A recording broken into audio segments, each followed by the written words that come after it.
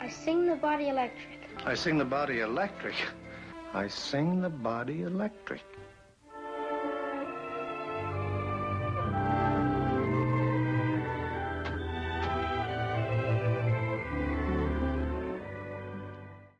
I Sing the Body Electric by Ray Bradbury. I haven't read any Ray Bradbury novels, but he's like a famous science fiction author. He wrote the book Fahrenheit 451. Have you ever read it? I haven't. I haven't either, but it's like a classic high school sci-fi book, dystopian book in league with like Brave New World or 1984, where in the Hmm. future it's a dystopian society where they burn all the books. And so, Ray Bradbury is obviously one of those sci-fi writers from the time. And I don't know, this episode of Twilight Zone feels a little different. Usually episodes of Twilight Zone, they've got some sort of dystopian bent or some twist or some projection of the future in a in a way that makes you uh, like question the how good the future is going to be, or like what sort of strange aspect of the human condition will be revealed in some strange journey.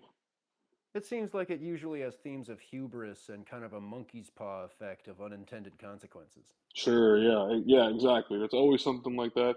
But this one's a little different.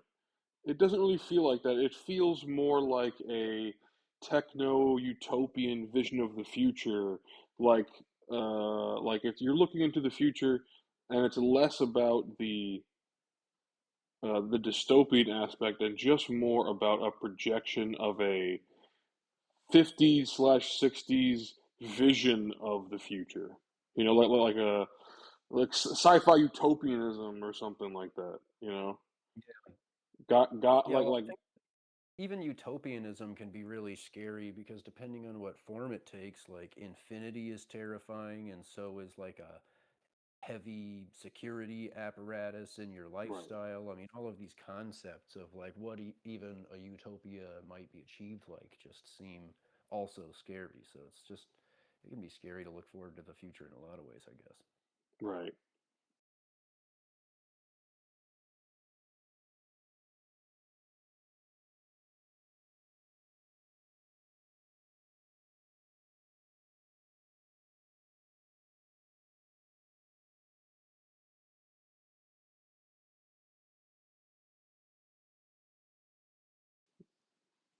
In 1962, before civil rights.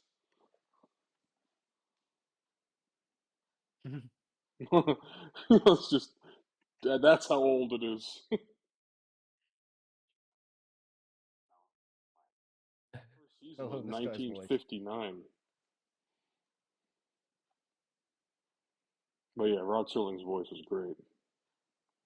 The Twilight Zone.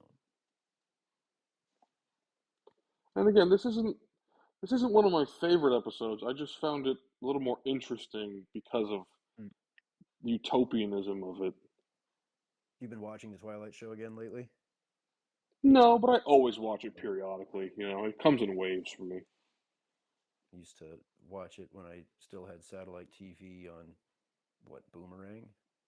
But I haven't had TV service for a long time. Hmm.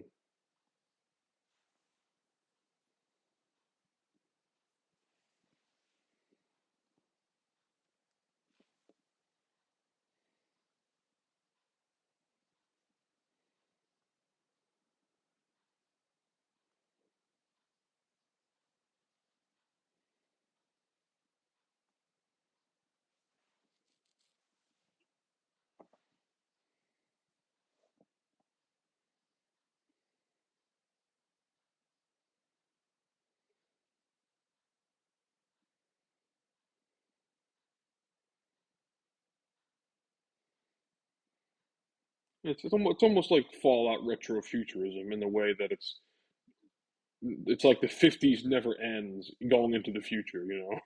Yeah. It must be hard to think outside of your current generation's aesthetics, and Sure. technology.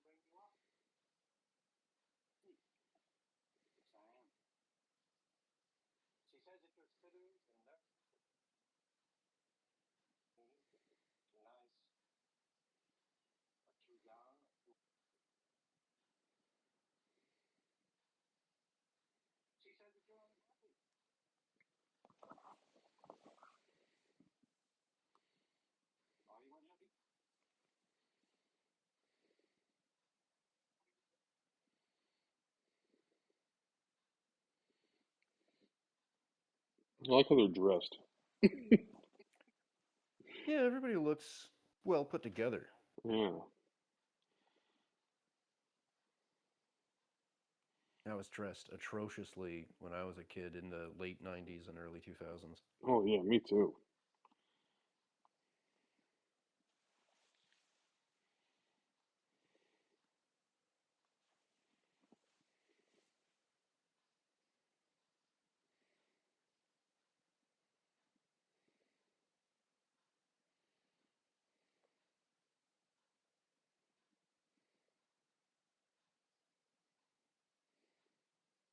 Being the body electric. What does that mean? Being the body electric is the model effect family limited. I sing the body electric. Theater. Inventors and makers of electrical strategies, the parents who worry about inadequate nurses in school were concerned with the moral and social development of their children. We have perfected an electronic data processing system. But what does that mean, Daddy? Electronic data processing system. In the shape of an elderly woman built. A woman? No, sort of a woman built precision. With the incredible ability of giving loving supervision to your family. Can they build a machine like a human? Doesn't sound so good. You're the investigator. I sing the body electric. I think you're fairly convincing pitch here. It doesn't seem possible, though, to find a woman who must be 10 times better than mother. But it seems half as good. Except, of course, in the Twilight Zone. You know, you just smoked fucking 5 packs a day. Yeah. It'll be interesting to see what they think of humanoid robots in, what did you say, 1962? Yeah.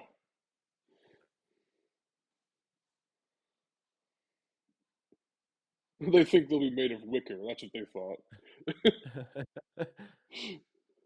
Doesn't sound very durable.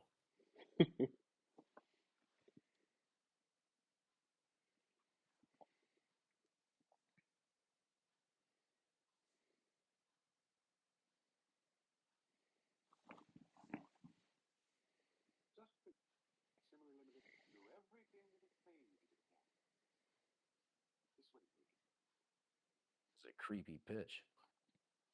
It is. You just bring your kids into a warehouse, he turns off all the lights. Oh, God.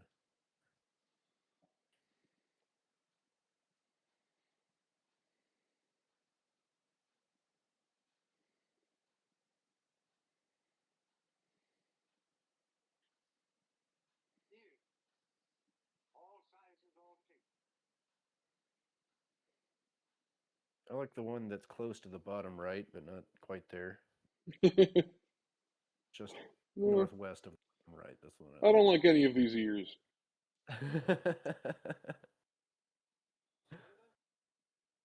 Ooh, I like that muscular arm for the mom. Did you see that beefy one? No. It was the third one. I do love the way they shot this scene, though. It's just so simple. It's just black curtains in a room. Yeah, I like it.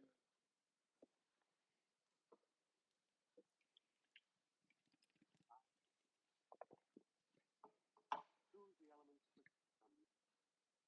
Grandmother? Me, we get to pick out the color of eyes she'll have? And how tall? except you would put them down this tube, where they will be conveyed to our factory. I think she should have blue eyes. No, really. They're like the brown eggs that play marbles with. Dad, the lights are bright. I want to play with them. Look at that third one. It's It's a so big. muscular.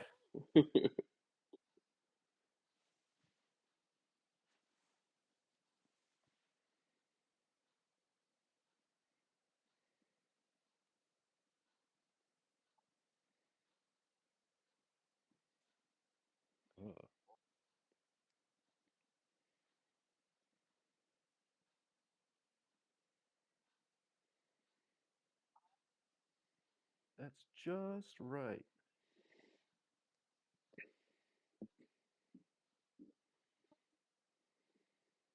Take your wish.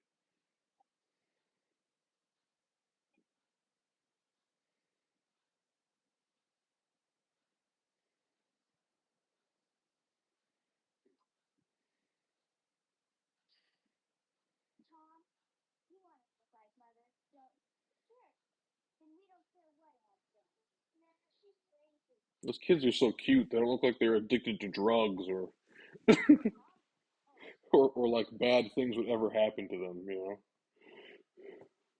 Yeah, they don't seem like they're engrossed in too businessy of a lifestyle, do they? Mm. Uh, Hollywood's evolved then to in probably get the kids to be in a pretty professional environment, right? I mean, it seems like it exposes them to quite mature interactions.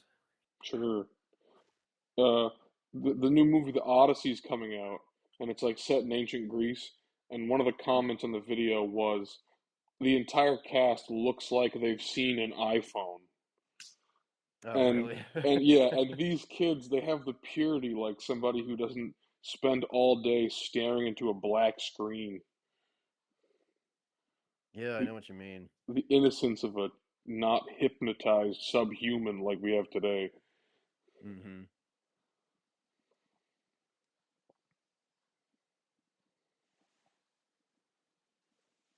Yeah, somehow you can see their hyper local perspectives in their eyes. Right. Like there's something ticking back there. Yeah.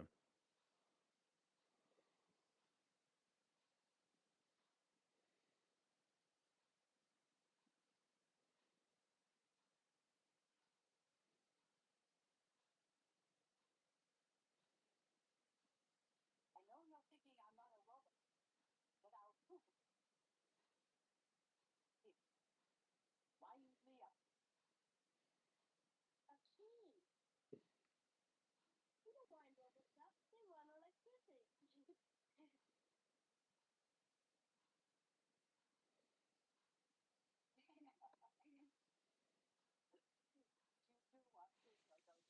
you? That's what they thought of robots in the 60s, that they'd be 17th century automatons with like a wind-up key.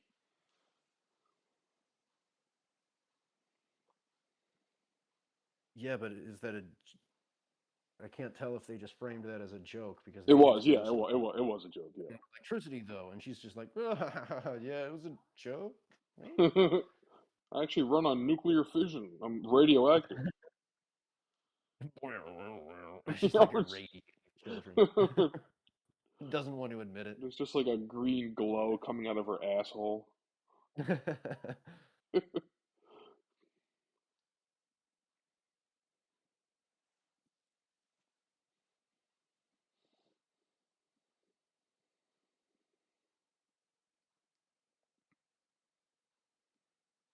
Wow.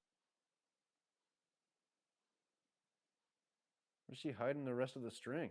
She just that's the end of it, I guess. It's just some guy holding it. It's just a string tied to the rafters of the studio. Or I guess they really are outside, so it'd be tied to the tree or something.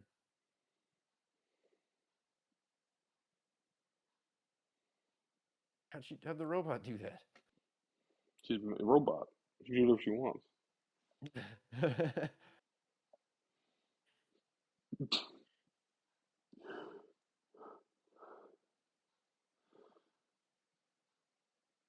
Have you seen the video of the robot trying to like make something in the kitchen, but it's just like goes crazy and just starts violently humping the steel table?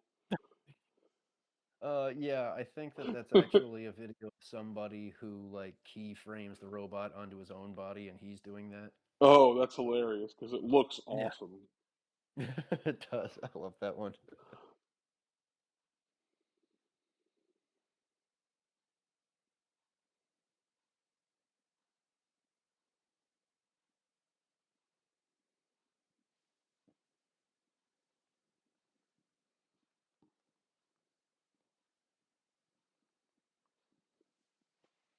Ooh, the soda fountain. Yeah. Oh, geez, that sounds great, Pa.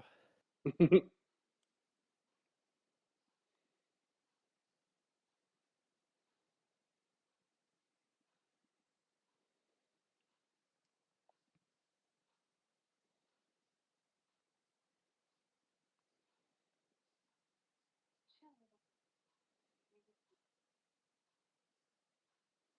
little to the world.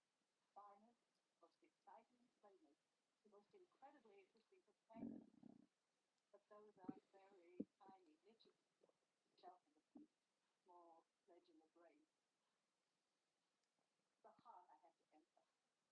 Child heart. This is a deep place, difficult to reach.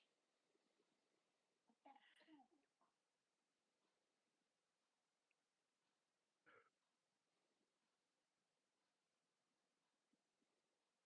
Like a ride. I want to stay home. We got any I don't want to.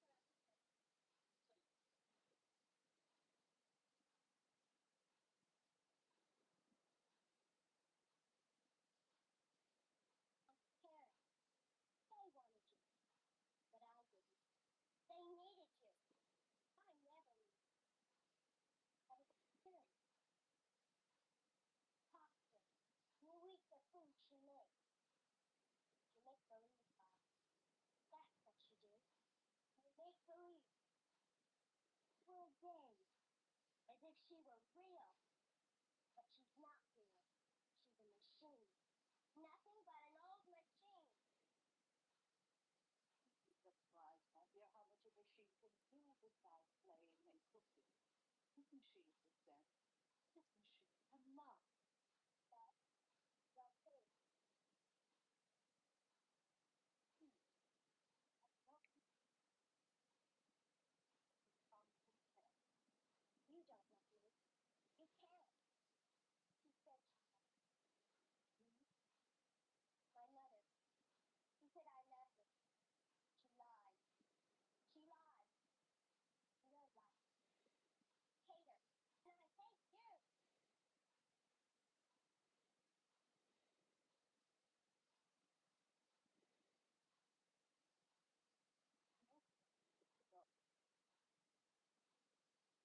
No place to go.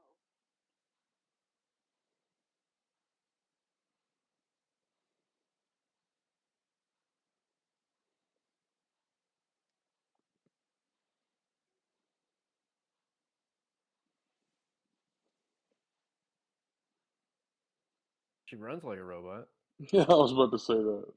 I wonder if the dad's pissed they didn't get like a 21-year-old hot blonde robot.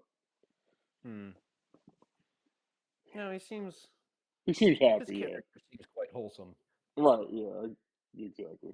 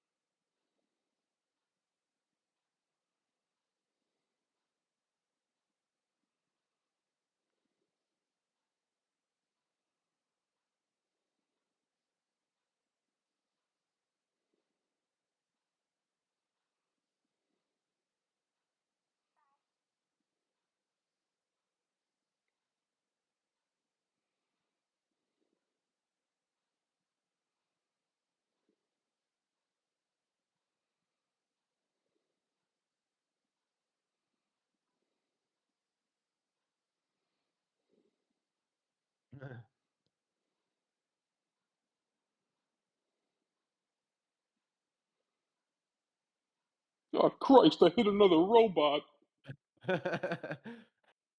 Uh-oh. Oh, shit.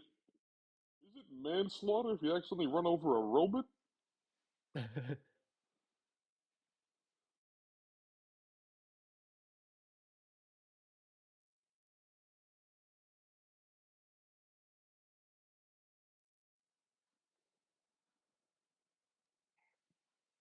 Some kind of recalibration procedure when it's booting back up.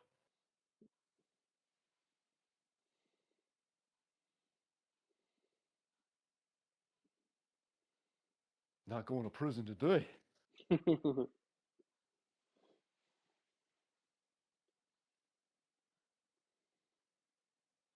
And she's reading her mind. Right.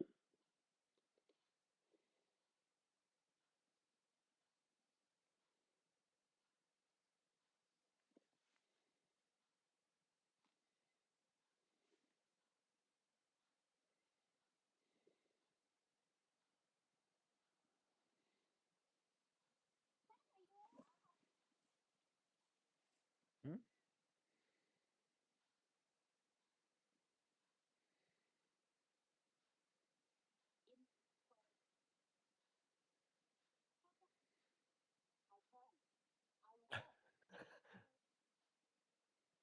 Better than dumb old dead mom. Yeah. Yikes.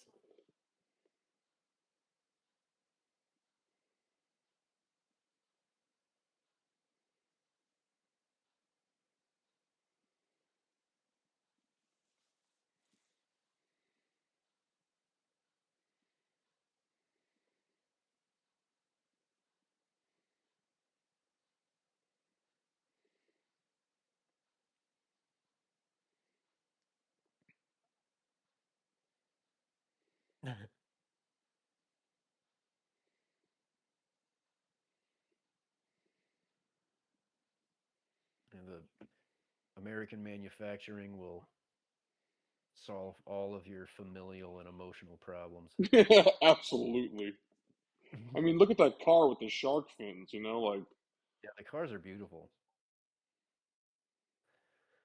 They're unfortunately not very reliable or easy to do work on in the modern age or anything like that. But um, don't the they look Cubans really repair nice. them all the time, though? Yeah, I mean they seem to do a pretty good job of it, don't they? It's not something that people feel like is economical to own in this country, though. Right.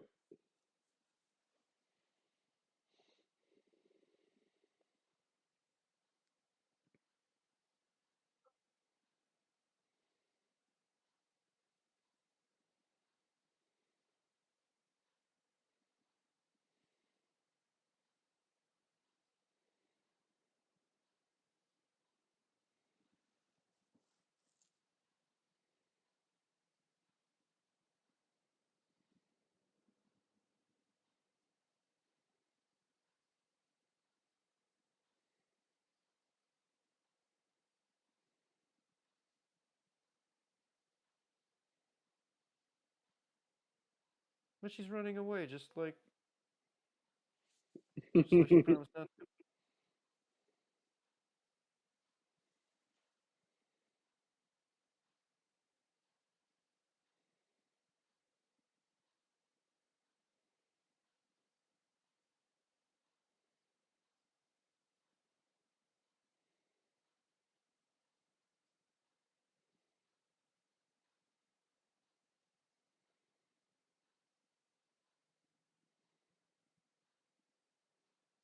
It's an interesting illustration of what people of the time must have thought thinking computers would be like in this particular scenario. Sure, yeah. Dark room. Well,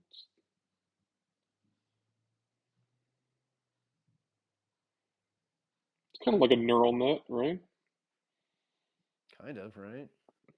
There's no visual sense, maybe some kind of conceptualization of visual imagery, at least in space, but Right. not like perceptual qualia or percept ongoing perception streams. So yeah, maybe it would maybe some of the thinking that LLMs do, if it were conscious, would be something like a just imagine blank imagination space with a bunch of conceptual stuff being imagined.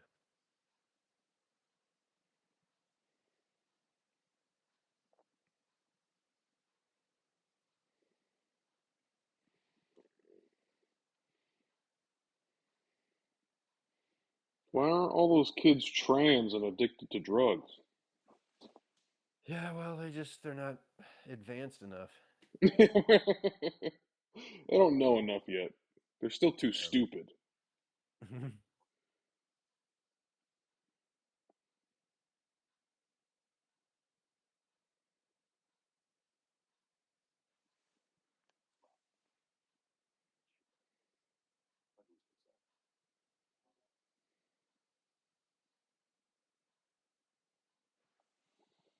So what do you think? Yeah, well, it is different. It is, It's right? not some kind of monkey's paw story. So let's see if there's anything more to this recording. No, just the end credits.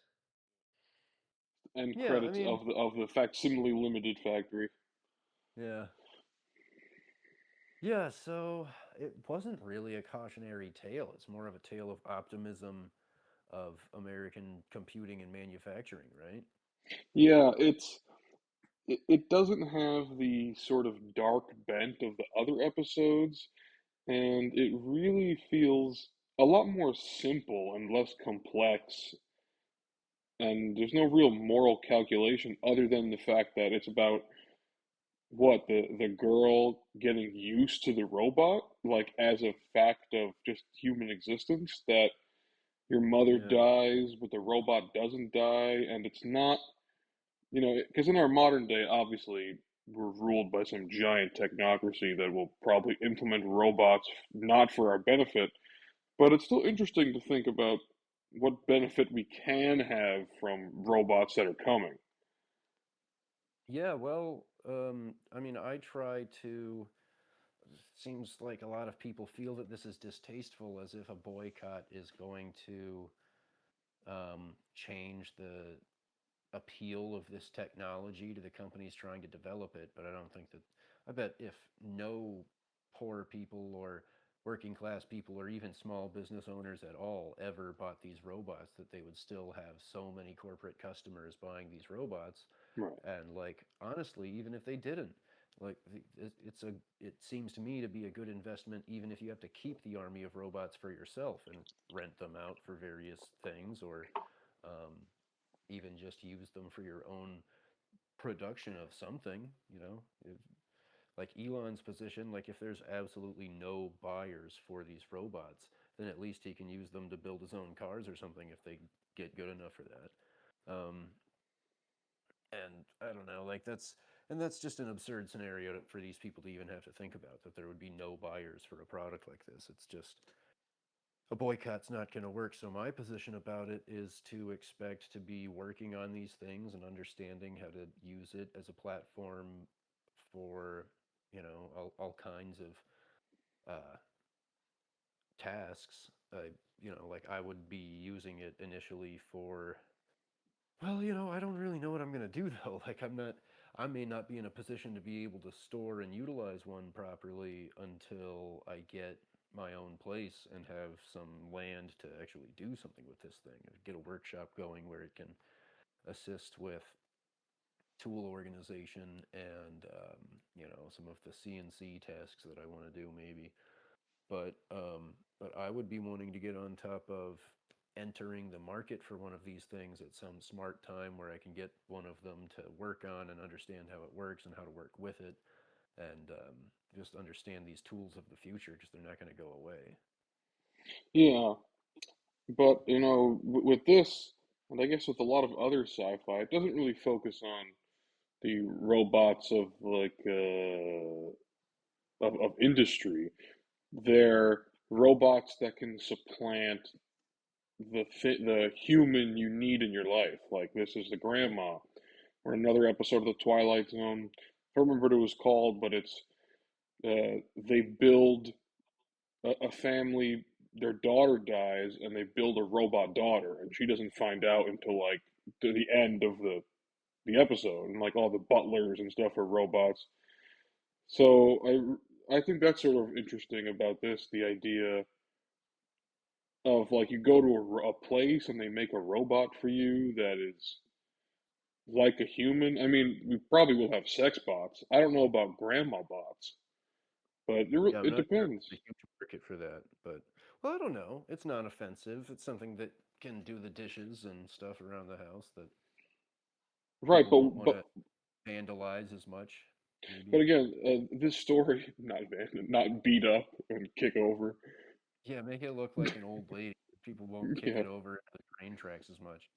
Well, that's the thing. I mean, in this story, it's about a little. The other two kids, they love it. They think it's awesome because I guess they don't feel so emotionally attached to their mother that died or something. But this girl feels particularly attached to her mother that died, and she has to get used to this robot, Yeah, and she eventually does.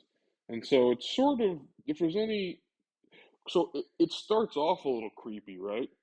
When they go to the robot factory, they're like in a weird dark room, and the guy's like showing them dismembered or like floating eyeballs and ears and arms. It's really creepy.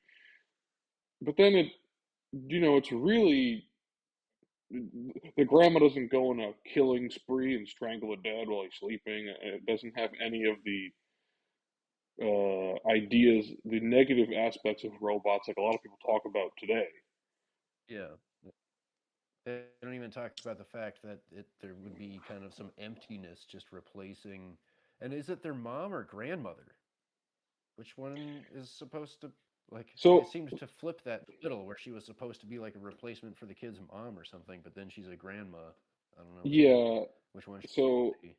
it's their mom died, and they basically needed a caregiver and somebody to love. And I guess a grandma is sort of the ultimate symbol of like unconditional love. So that's what they chose. Yeah. Okay. Like I said, it'd be funny if the dad went in and he's like, "No, kids, shut up. She needs to be 18, and she got to cook, and she has to have red hair like Pippi Longstockings." And the guy's like, Yeah. "Miss, Change the vibe of the episode a little bit. it would, yeah, it'd be a little straight." And the guy's like, "Mister, you can't have sex with these. They just make you dinner. They And don't. he's You can't have always sex with them." looking like he's always like got his tie loose and he's smoking a cigarette whenever like whenever he enters the scene with the robot. Yeah. He's like, sir, you can't have sex with them. Well, what can they do? Well, they make marbles appear. Is that they can do that? Yeah. No, but there is a strange aspect of the bridging the gap between like a Turing test in real life. What if there was a robot that would loved you just like a grandmother, but you knew she was a robot? How quickly would you get used to it? Probably fairly quickly if it didn't freak out on you and start violently humping any table it like came across. Yeah, well, if it was like it was in the episode, you'd almost forget until she does that little robot run. Then you'd be like, Yeah, "Oh yeah. yeah," you know. Or until she gets hit by a car and then she comes back to life. Yeah, you got to make them. You got to give them some kind of like red blood to bleed on the outside. Convince people as much as possible. It'll keep the vandalism down. If it's like an old lady that bleeds, but it's a robot, that people won't want to really. It's I true. don't know. Some people might, but geez, If you try to get rough with it, it just like shoots red ink at you. that'd be Oh, good. you hurt me. You like punch it and it just starts like gushing blood out of its head, like way more than it should. Just as like a psychological protection measure. Yeah, it looks like an old lady and it just gushes when you try to, like, it's got some kind of like pinball machine tilt mechanism. Yeah. It'll go off randomly sometimes. It'll like trip over a pine cone and spit its ink on somebody who's innocent. Well, another maybe more classic Twilight Zone companion to this episode. I don't know if you remember it. It's the one where I think the guy he's sentenced to some like jail cell or prison sentence on just another planet. They leave him on the planet, but then they also leave him with this robot girl. Mm. They like see he's lonely and they leave him with a robot girl, and she's just like a normal girl, and he like he's like, "You're a fucking robot. You're not real." They play checkers, but then he eventually falls in love with her, and he treats her just like a real girl. But then his sentence is up, and the guys come in the rocket ship to come bring him back, and they're like, "Listen, we have a weight limit. It's like only you and your stuff. We can't bring this robot with us. You're just a robot, man." And the guy's pissed and sad because this is his like wife girlfriend that he's loved, and then I think it ends where the ship captain just shoots her, and Yeah. the guy's distraught, but she hits her head, and she just has like her robot face unveiled, and he just has to go away. So I don't know. I think I that's remember interesting. the clip of the ending, and he's just like, she's just a robot. I gotta go. Right? Yeah, humans have a deep capacity for attachment, even to inanimate objects, even to like Yeah. you could find some sentimental value in a soda can, and it's just like, oh, this is my, I love this soda can. Yeah. You know, humans have deep sentimental attachments, and it's a grandma robot that is like, oh, you said you're never gonna leave us. Well, I'm gonna be disassembled now. Oh my God, grandma, what? Yeah, nobody was phased by that. That seemed like that was a big twist. Well, I guess the I'm never gonna leave stuff is for the kids, and now that they're older, it's like, yeah, I'm a robot. I gotta go back to you know what I mean? I go back to the factory. I can't have sex with That your would father, be so I'm kind of useless now. a monkey's paw situation. Is you'd get this thing and you'd be like, oh, but my kids think that you're their grandmother. Like you're just gonna be disassembled at a factory. That's insane. They're gonna like mourn for you and stuff. Yeah, maybe that would have been a more interesting direction to take the episode is if the dad bought the robot, but the robot lied to the kids and said she's real instead of Yeah, just outright saying she's a robot. Maybe that would have been a more interesting way to take it. in the marble thing. Just marbles. I'm I got marbles. I can make a key appear. You want this key? Was it a joke that she's a wind-up robot? She just brought the Yeah. key as a for a joke? Yeah, because she's, it's sort of like joking about the antiquated automaton, like a Yeah, wind up key robot. gotcha. Because at the time, She's, okay, so this was probably actually around the time that quartz watches started to become a thing. So before like watchmaking was all about these spring-loaded mechanical, kind of like pen clicky mechanisms where a gear twists back and forth to make stuff happen.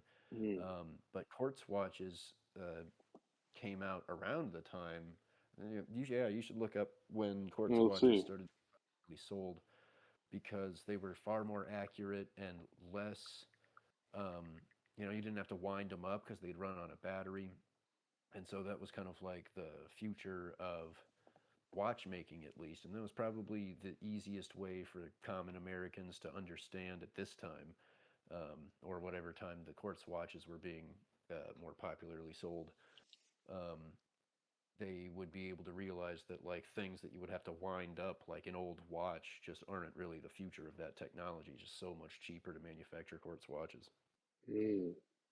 Yeah, it says right here the first quartz wristwatch was released to the public December 25th, 1969. So Christmas 1969 by Seiko in Tokyo, So named this the was before. Seiko Quartz Astron 35 SQ. Wow. Yeah, I wonder what other wind up things didn't have to be wound up anymore by 1962. Wow. Well, it says here the first bulky quartz clocks were actually developed in 1927, but then the first quartz wristwatch was 62 in Switzerland, the first beta watch. And then in So they 67, the Centre Electronique Horglor in Switzerland created the first prototype quartz watch, and then Seiko. And then the Quartz Revolution came out in the 1970s. so the kids in the show knew that the robot would be running on electricity. I mean, I Right, know that there all kinds of electrical appliances coming out. So that must have been the cultural reason that they were saying that it'd be running on electricity and that they would be making a joke about wind up machines because of the plug-in appliances that were so popular in the area that right. era. Electrical appliances in the 60s focused on labor-saving convenience and futuristic jet age styling, Yeah. heavily featuring chrome, colorful enamel finishes, and specialized gadgets. Iconic items include the electric skillet, blenders, automatic can openers, and bold, eye-level double oven ranges like the Tappan Fabulous 400. When was the microwave first commercialized? Oh, that's a good question. First microwave, probably the 60s, right? The science oven. I Oh, the first the first commercial microwave oven, the Rata range, was developed in 1947 by Raytheon. Wow. That thing must be crazy to No, own and no. operate. Yeah, Oh, it's like jeez. they're making missiles, and they're like, "What if we heat up? I gotta heat up my toast somehow." And they're just like, "Well, what about this? We tried to make a death ray to kill the Nazis, but all it really does is heat up your bagel. We, we, we tried to make a death ray to vibrate the water molecules in Hitler's brain so we could fry it, but he died." So these early units were roughly 6 feet tall and weighed 750 pounds. Oh my God! You could put somebody in there. It's like a human-sized microwave developed by Raytheon. That's crazy. Yeah, but it looks like a lot of it is gadgetry and it's got a tiny little door on the front. Oh, that's interesting. Okay. Yeah, Japan's Sharp Corporation began manufacturing microwave ovens in 1961. And so, yeah, that's when they became consumerly available to consumers. So, yeah, the Right. 60s must have been an amazing time for like thinking about technology. And at the end of the decade, we'd go to the moon, supposedly. Yeah. It must have been a crazy time. Yeah. And then civil rights came along right in the middle and basically set the path we're on today and away from this like tech utopianism. And now we can't have robots because we spent all our money on welfare.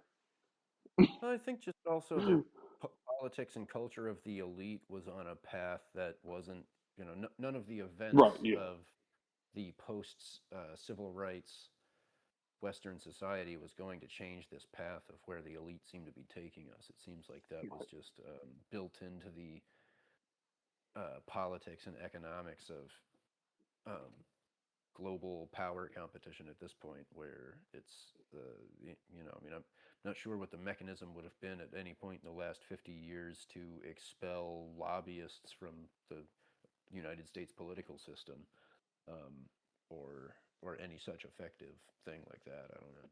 You know. Yeah, people often blame the Citizens United Supreme Court ruling in like 2010, which is about money in politics, but I don't know. It seems like things were obviously not on a good trajectory even before that. Yeah, and wouldn't that just be another move perpetuated by this elite class that we can't rein in? I mean, it's just them Yeah, continuing to benefit themselves. yeah well, we've got uh, Citizens United in 2010, and then the repealing of something called the Smith-Mund Act, which is I guess the U.S. government was not allowed to propagandize its own citizens until the Smith-Mundt Act was repealed. I don't exactly know what that means, but there was definitely been an uptick in strange propaganda in the 20 teens that so something happened, I can't say for sure what propaganda how it was different before and after, but there's definitely obviously a ton of very obvious in your face propaganda compared to maybe it was a little more subtle or a little less you know what it is now before I don't know when the Smith-Mund Act was repealed, 2011, 2012, something like that. Oh, okay. Are you looking it Well, up? in 1948, it was passed as like an anti-foreign propaganda campaign to like Hmm. uh, quote, disseminate information about the United States to foreign audiences to foster better international relations and counter propaganda. And that there was a domestic ban. Okay, original act aimed to prevent U.S. government from targeting its own citizens with propaganda. So it's only to balance propaganda outside the country, which seems like a bunch of messy regulations. That seems kind of strange, honestly. Yeah, it does seem strange. come to America. We have robot grandmas, unlike those damn communists. Their robots are uncaring. We have robot grandmas. Guess it was amended in 2013, um, and basically it allowed them to propagandize the public. Like I guess. Yeah, so it's interesting because the mid 20 teens were sort of around the time things seemed to accelerate and change in a very strange way, but I can't really pin down exactly when it was or what happened. I don't know. For me, something about the Avengers being released in 2012, and that seems like the fall of culture to me, even though it obviously is much different and probably somebody older could analyze it a different way. But to me, growing up loving movies and seeing them getting better all the time and more interesting all the time, The Avengers was the first big movie I saw where I was like, this kind of sucked ass. It wasn't as good as I thought it would be. And then it just downhill from there. Yeah, well, maybe that repealing of this stipulation that the United States government can't propagandize its citizens, maybe that really was just the beginning of a big plan to. I mean, if we're being propagandized by our own government, it's to believe in a ton of totally disparate, incompatible ideas so that we can't even plan anything with each other, I suppose, because that's the state of things. And there is plenty of insane propaganda if it's coming from the state, I suppose. Um, Online. I'm sure there's some degree to which the United States is simply trying to sow chaos with the citizenry because otherwise they would have done something to counteract it. I mean, they whether it's just them sharing some profits from the media companies to allow this to go on or something even some grander plot than that, whatever. I mean, obviously there's some kind of intention to allow people to just kind of be really confused and completely disjointed as a body of people who could potentially plan something together. Yeah, and I don't know, 2013 is when I graduated high school. So obviously I tend to look at that time period as a major shift. But I do feel, I think most people tend to associate the shift in culture with Donald Trump in 2016. Like that was a 100% felt like a huge move and definite shift in culture. Yeah. But then that's also paired with all the like the LGBTQ stuff and the trans stuff and also the mid 20 teens was the time of the Syrian refugee crisis, which was Mhm. not so much a problem for the United States because we were the ones just fucking with we. I don't know exactly the story. Something Assad barrel bombing his own citizens with gas attack with like chemical weapons, and so that's why we went in to fight in Syria. But we now know that it's just because Israel wanted Syria gone. But the refugee crisis, it basically reshaped Europe into something that is completely different than it was even before 2015. Yeah. Angela Merkel in Germany, they let in, I don't know how many Syrians, but it really changed the entire culture of Europe overnight, basically. And of course, the politicians said it wouldn't change anything, but you can't invite people in from a war-torn foreign country that and just expect nothing Yeah. to change. Is like when politics started changing and getting more radical and farcical in the United States, the same thing happened in Europe, it seemed like, or at least in some places. It seemed like we were getting a similar dichotomy of political insanity all across the Western um, sphere of nations. There's not probably all of them, but and I'm not sure what details I'm going to cite here, but it does seem like there has been a coincidence in the types of right and left wing development in all of these major Western countries, and I guess it makes you wonder what the mechanisms of that are. There's quite a cohesive reverberation along these party lines across the Western world. It's Yeah, kind of odd. A lot of stuff And happened. that only Happened then. seemed to be perceptible starting around 2016 or maybe a little earlier. I wasn't paying much attention earlier, but it seems like we really got on similar political tracks with a lot of countries across the globe in 2016. Right. Yeah, well, I mean, what happened then? Big things were war in Syria, Donald Trump getting elected, and the Ukrainian Revolution, right?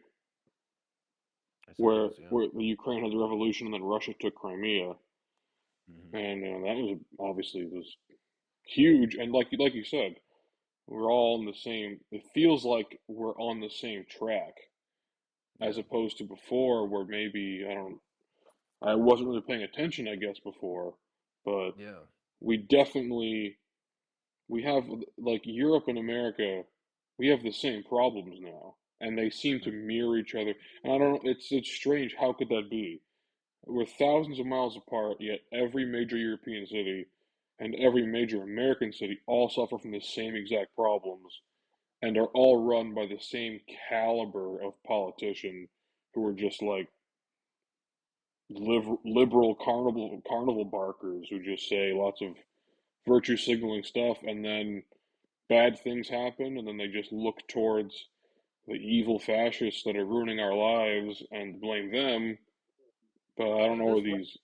clarity of politics from one nation to another, you must assume that liberal political parties must be collaborating across nations, right? And that conservative political parties are probably also collaborating between nations, and that there's some kind of um, global lobbying group. I mean, not all of them necessarily must be doing any kind of interaction or business with each other, but there's probably like a global pool of lobbyists and a global pool of parties to try to get different things out of that is a little bit less full of boundaries than we may imagine it. You know, it may not Yeah, just be the American political system with our lobbyists, and it's a completely different set of people somewhere else and set of conventions. I mean, it does kind of seem like around 2016 there was some kind of consolidation of what kind of global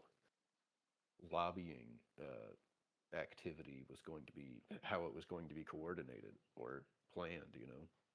yeah. Well, those are like the heydays of George Soros and like the World Economic Forum and the people at Davos all setting like the agenda 2030 about all the things we've been joking about for so long about the bugs and refugees and fucking medical stuff with COVID. I mean, there are a lot of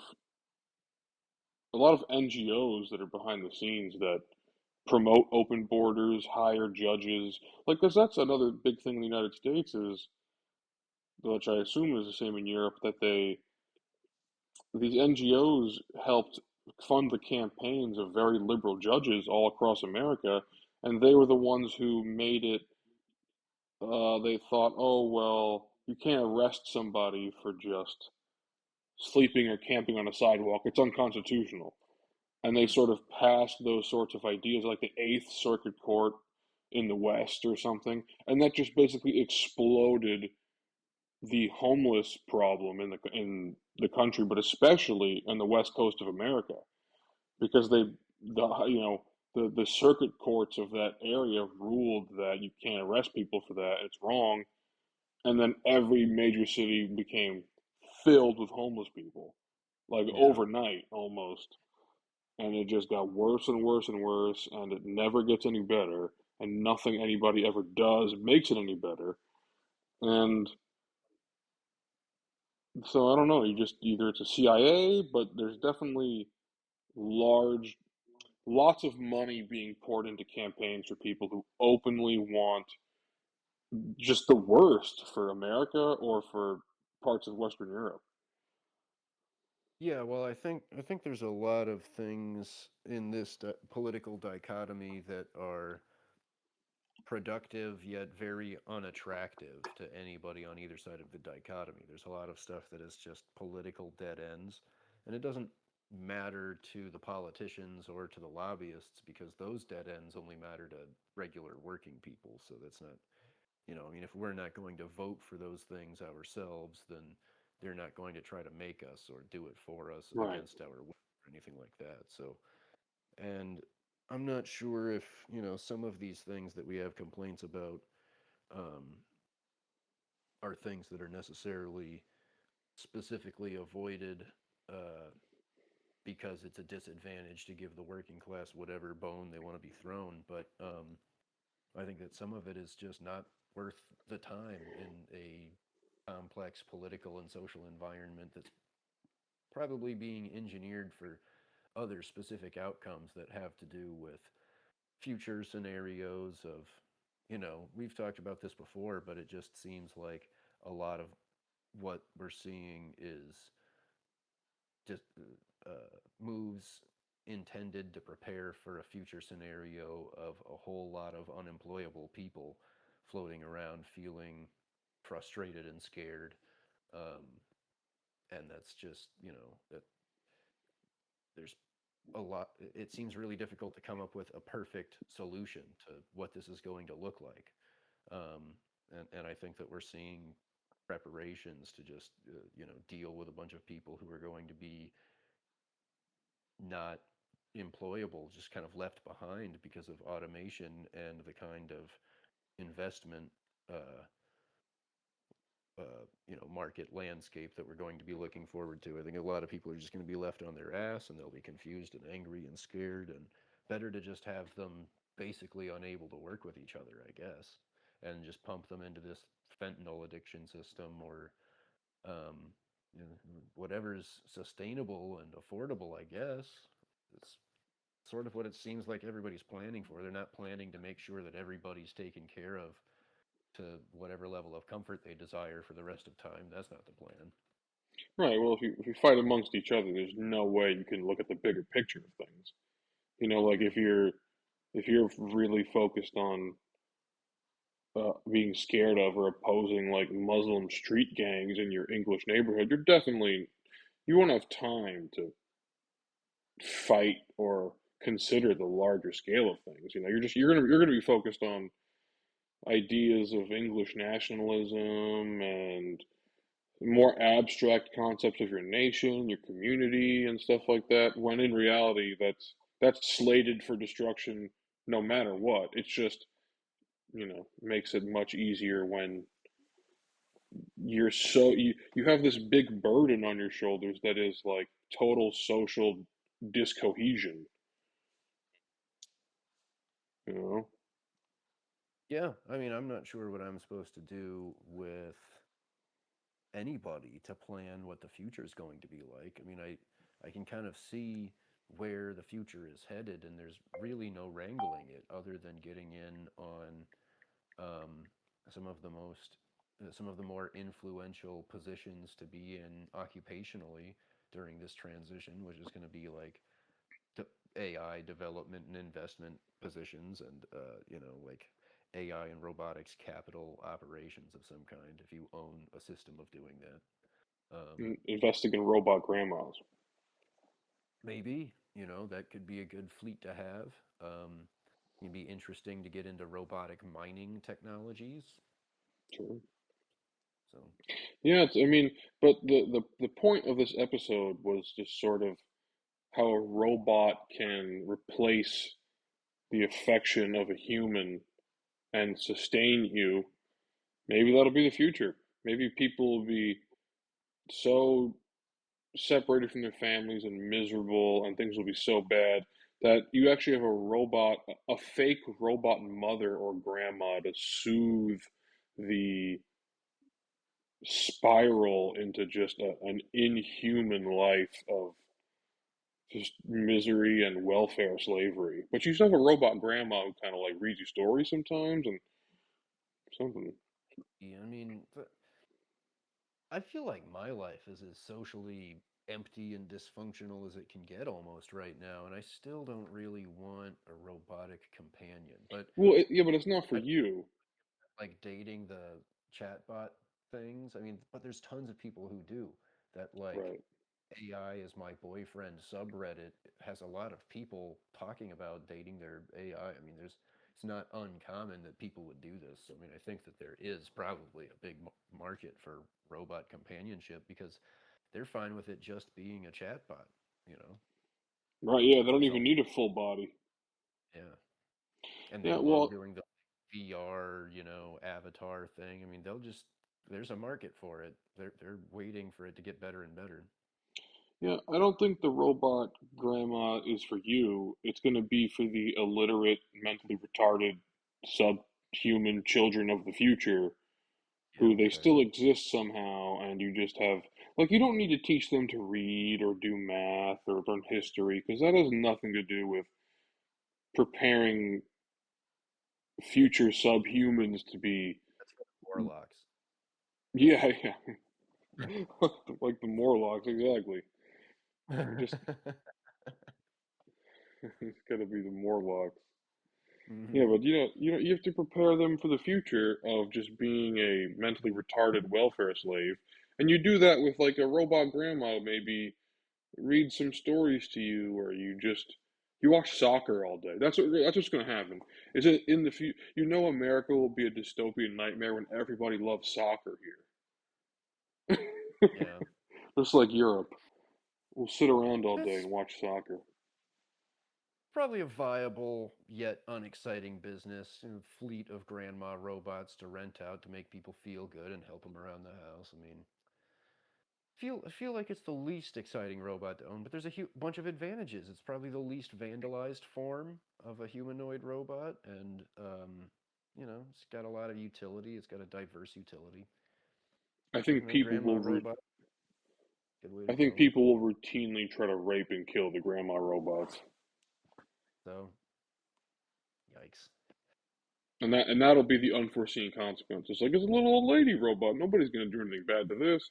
It's perfect, and everybody just for some reason, it's like one out of 100 people try to rape and kill the grandma robot.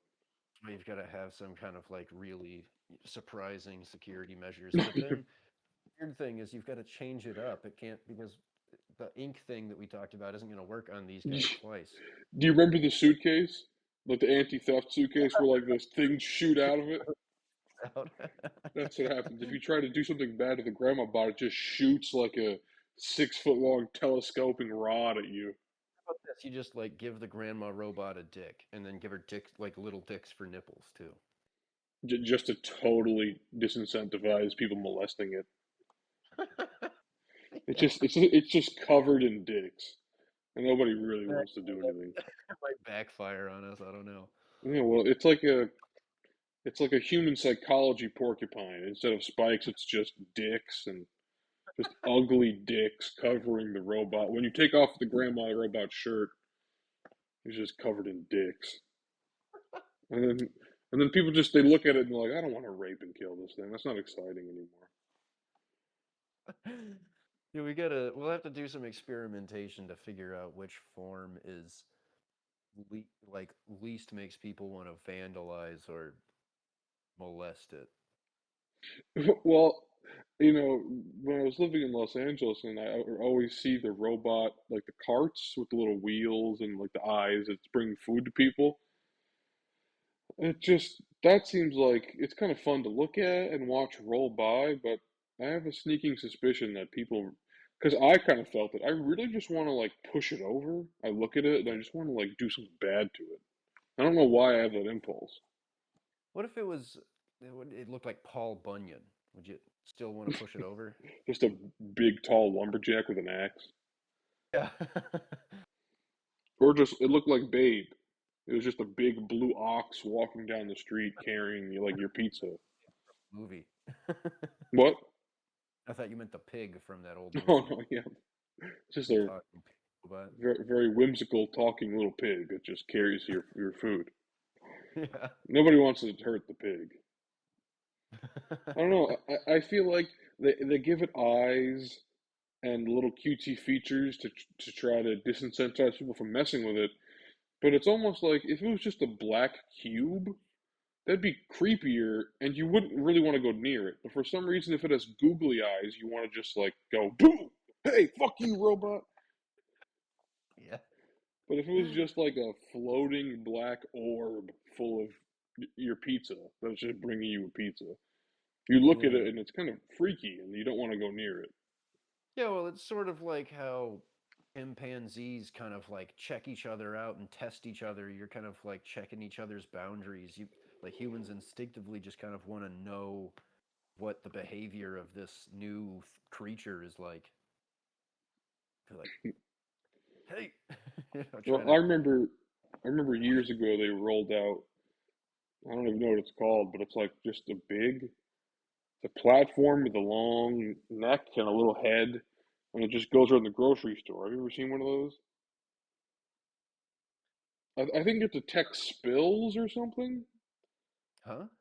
I think it detects spills. It's like a Oh, 6, 7 foot tall robot, but it's hmm. just a platform that moves around slowly with like a big neck and a little head. And they put Hmm. googly eyes on the head to make it less intimidating or something, but it seems I saw annoying. something that looks like a tall, skinny copier driving around Home Depot, like checking inventory like 5 years ago. A, co- a copier. It's like a copy, it's like a big office Xerox machine just moving With like a slowly. camera on top of it and some Yeah. like laptop plugged in. It's just like some jerry-rigged motorized copier robot. Well, I don't know. There's something condescending about it, like the googly eyes on the robot. It like especially with this spill robot. Imagine being like a Stop and Shop wagey, and this robot's just as a spill is just beeping at you, beep beep beep. You have to clean up this spill. And the robot's looking at you with these big dumb googly eyes, like clean it up, wagey, beep beep boop boop boop. It just feels like demeaning. Well, there is an aspect of like these AI and robotics CEOs are all I believe that they're being honest when they talk about how horribly dangerous and dystopian this technology is going to become in a very near term. And I mean, I feel like it's kind of strange the ways that they, despite being straightforward about that, they'll still try to like put some lipstick on this, murderous pig. Um, I mean, again, I'm not going to boycott the technology. I'm going to try to, I want to participate in its development and like talking about how to make it a safer situation somehow. And I think that could be more helpful than just standing aside and letting whatever's going to happen happen. Um, but I'll yeah, do I my think it's going part to by having sex with one, be. I think. Yeah. Well, it's going to be like creepy because it's just, I mean, I believe that it's going to be a very dangerous development that is incredibly difficult to imagine how to rein in. So, um, it's a little creepy when these things are kind of cute because even the guy who sells it to you is like, yeah, this is probably going to kill you and your family someday, you Yeah. know?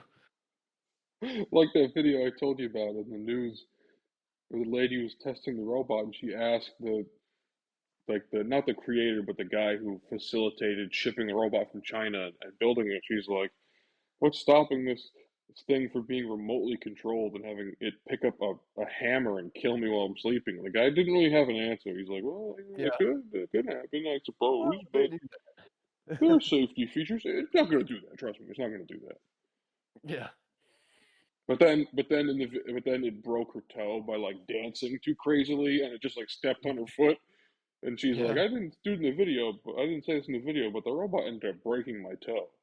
So like, she hung out with a robot for like a couple hours, and it already broke one of her bones. Yeah, the way they scramble around to keep their balance does look pretty dangerous, actually. Yeah, how heavy are they? Like, aren't they just human weight? Yeah, they're a little lighter than people, I think, right? Yeah, wow, they're crazy. Yeah, it's gonna be wild. I mean, I am looking forward to tooling around with one and trying to figure out how to work it and then, work on it if it starts breaking on me someday and try to figure out, I don't know. It'll be an interesting development in the service business landscape, I guess. It's not a whole lot has changed for a while outside of batteries and LEDs. We've got good battery tools now and we've got good LEDs now, but And a whole lot else has changed, right? For like service Yeah, business people. I guess not, right? And now we get fucking humanoid robots to replace us. I guess I want to buy some and see if they'll work for something. I'll go back to facsimile limited. I sing the body electric. I sing the body electric. I sing the body electric. I sing the body electric. Sing the body electric is the motto of Facsimile Limited. I sing the body electric.